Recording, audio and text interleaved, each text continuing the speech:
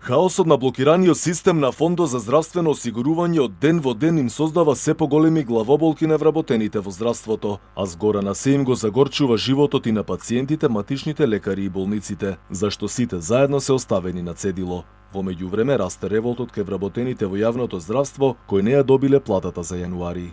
Секојдневно заминува здравствен персонал, без разлика дали е лекар, дали е медицинска сестра, болничар, обезбедување или било кој. Вработените во здравствениот сектор неки имаат можност да бидат здравствено осигурани. Замислете, вработениот во здравство не може здравствено да се осигура, да се лечи.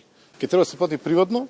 Проблеми имало, треба да се решат во договор меѓу фондот, Министерството за здравство, значи да се најде соодветен начин како овој проблем да се надмине. И ова надлежните го објаснуваат како хибридна војна. Министерот за внатрешни Оливер Спасовски кажа дека побарале поддршка од меѓународните институции за да се заштитил системот, ама немало гаранции дали и во која мера се загрозени личните податоци на сите граѓани со хакерскиот напад.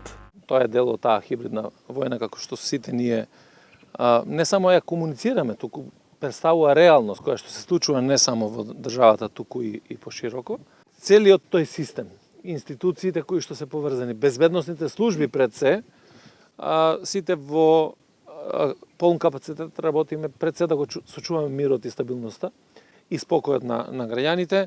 Од владата велат дека здравствените работници и корисниците на услугите за фондот да имаат трпение. Овој став следува откако беше најавен протест поради ненавремена исплата. И премиерот посочува дека станува збор за хибридна војна, а решение за исплата вели било најдено. Инаку повеќе од 10 дена Фондот за здравствено осигурување не може да ги врши обврските кон пациентите, зашто неговиот компјутерски систем е вон функција. Пациентите не може да отворат боледување, а доцнати исплатите и на породилните отсуства. Што се однесува пак до хакерските напади, МВР досега не успеа да ги лоцира испраќачите на дојавите за бомби.